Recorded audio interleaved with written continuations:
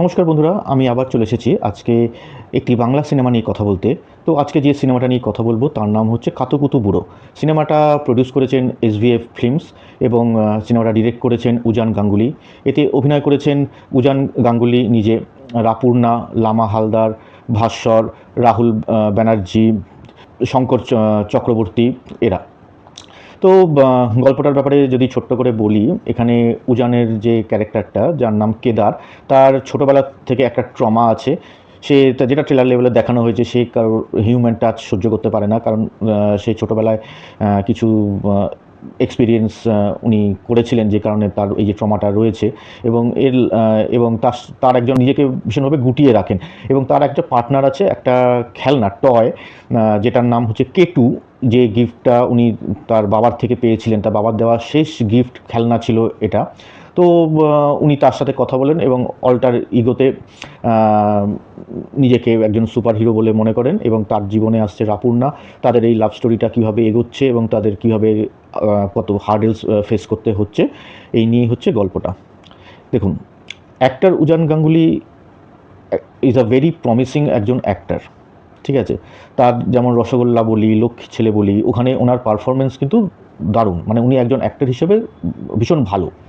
এবং এই সিনেমাতে অ্যাজ এ ডিরেক্টর তার কাজও কিন্তু যথেষ্ট ভালো হয়েছে। এবার সিনেমাটার যদি পজিটিভ দিক নেগেটিভ দিকের মধ্যে আসি, এই সিনেমাটার জন্য আমার কাছে অনেকগুলো পজিটিভ দিক আছে এবং কিছু সামান্য নেগেটিভ দিকও রয়েছে। যেটা আমি বলছিলাম যে উজান গাঙ্গুলি অ্যাজ এ ডিরেক্টর খুব ভালো কাজ এখানে করেছেন। আরও ডিটেলস আমি আসছি, এবং প্রথমে পারফরমেন্স নিয়ে কথা বলি। এখানে পারফরমেন্স ওয়াইজ উজানের পারফরমেন্স খুব ভালো, কারণ আমি আগেই বললাম যে উনি একজন খুব ভালো অভিনেতা। তার যে অল্টার ইগো প্লাস যে অ্যাজ এ কেদার ক্যারেক্টারটা যে উনি যেভাবে প্লে করেছেন, সেটা বেশ ভালো লাগে, ঠিক আছে। দ্বিতীয় যার কথা বলবো সেখানে তিনি হচ্ছেন লামা হালদার।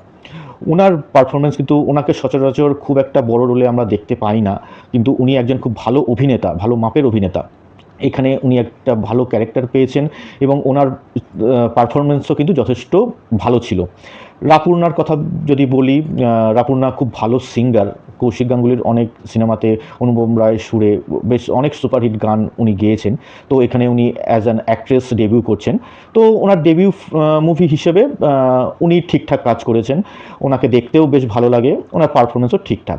ও এখানে বিশ্বনাথবাবুর ক্যারেক্টার আছে, তো ওনার ক্যারেক্টারের থ্রু কিছু কমেডি ক্রিয়েট করার চেষ্টা হয়েছে। ওনার ক্যারেক্টারটা একটা গ্রে শেডের। বিশ্বনাথবাবুর পারফরমেন্সও বেশ ভালো।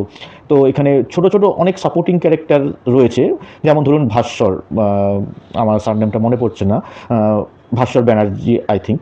তো ওনার যে অভিনয় সেটা বেশ ভালো।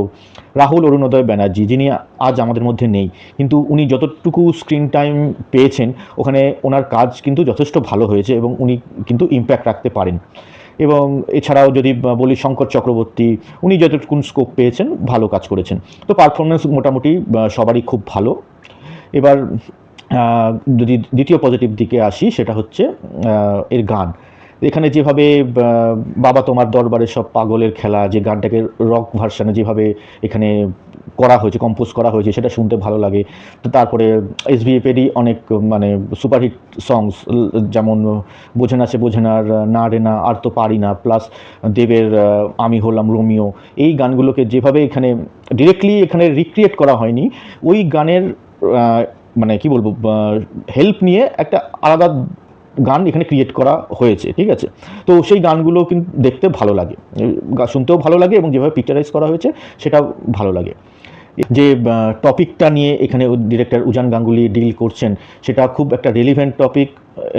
এবং যে জনারটা নিয়ে উনি কাজ করেছেন, এটা বাংলা ইন্ডাস্ট্রিতে খুব একটা বেশি কাজ হয় না, যে সুপার হিরো জনারের ফিল্ম এখানে উনি করেছেন সেরকম, মানে অনেকটাই আনটাস্ট আমাদের এই টলিউডে। তো উনি এই গল্প নিয়ে যে একটা সিনেমা বানানোর প্রচেষ্টা এখানে রেখেছেন, সেই চেষ্টাকে অবশ্যই সাধুবাদ আমাদের জানানো উচিত, কারণ আমরা এনকারেজ করলে এই ধরনের সিনেমা আরও বেশি করে হবে, প্রডিউসাররা সাহস পাবে এবং তারাও প্রডিউস করতে পিছপা হবেন না।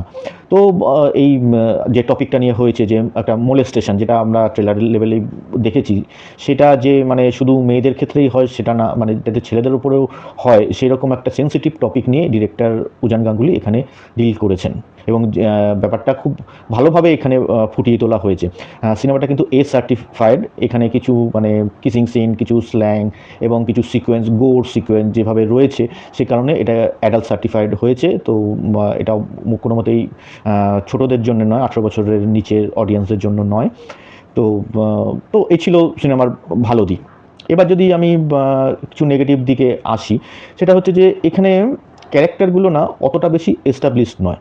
মানে যে কেদারের ওপর ছোটোবেলায় যে মানে টর্চারগুলো হয়েছে, সেই জিনিসটাকে আরেকটু বেশি স্পেস দিয়ে ডেভেলপ করলে ভালো হতো।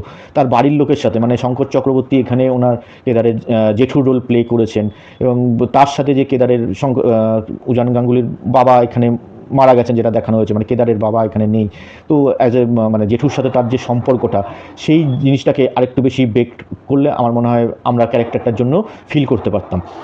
দ্বিতীয় যে নেগেটিভ দিকটা আমি বলবো, যে এখানে ভিলেনরা ভীষণ বেশি দুর্বল, এবং অ্যাজ এ সুপার হিরো মানে খুব ইজিলি, মানে এখানে মাল্টিপল ভিলেন্সদের দেখানো হয়েছে।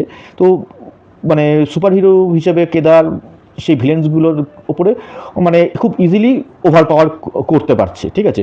এটা একটা রিভেঞ্জ মুভি আপনি কনসিডার করতে পারেন, মানে rather than super hero movie.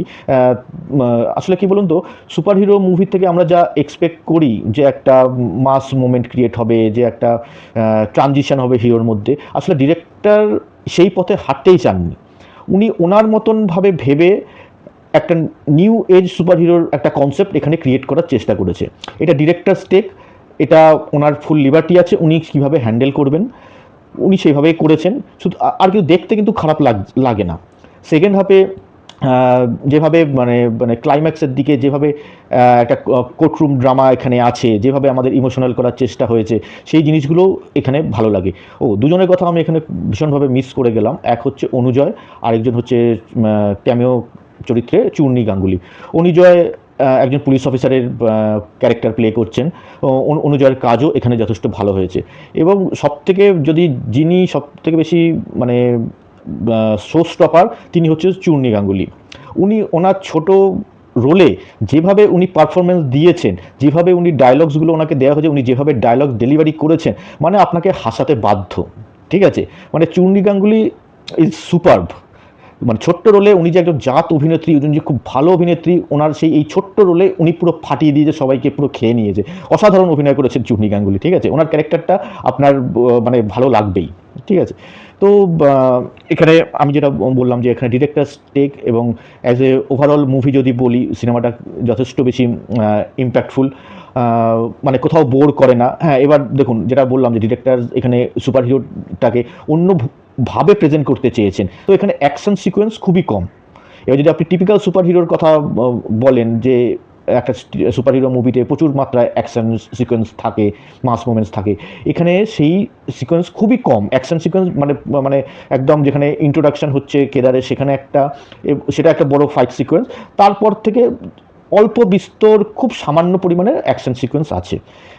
তো এখানে মানে সুপার হিরোর থেকে, যে সুপার হিরো যে একজন হিউম্যান, তারও যে কিছু ভালনারেবল দিক রয়েছে, উনিও যে ইমোশনালি ব্রেকডাউন হতে পারে, সেই জিনিসপত্রগুলো এখানে ডিরেক্টরবাবু ফুটিয়ে তোলার চেষ্টা করেছেন, এবং উনি যথেষ্ট সাকসেসফুলি এটা করতে পেরেছেন। তো কাতুকুতু বুড়ো আমার মতে একটা খুব দারুণ অ্যাটেম্প্ট, একটু এক্সেপশনাল ওয়েতে এখানে একটা সুপার হিরো মুভিকে আমাদের সামনে প্রেজেন্ট করা হয়েছে, এবং দেখতে ভালো লাগে, কোথাও বোর করে না, টু দ্য পয়েন্ট চলে। তো এই ছিল আমার ওভারঅল রিভিউ কাতুকুতু বুড়ো সিনেমাটা নিয়ে। তো আমি বলবো যে আপনারা যারা দেখেননি তারা অবশ্যই সিনেমাটা দেখুন, যারা দেখেছেন তারা জানাবেন আপনাদের কেমন লেগেছে। আর আমার এই ভিডিওটা ভালো লাগলে লাইক করবেন, শেয়ার করবেন, চ্যানেলটাকে সাবস্ক্রাইব করতে ভুলবেন না। দেখা হচ্ছে অন্য একটি ভিডিওতে। ভালো থাকবেন।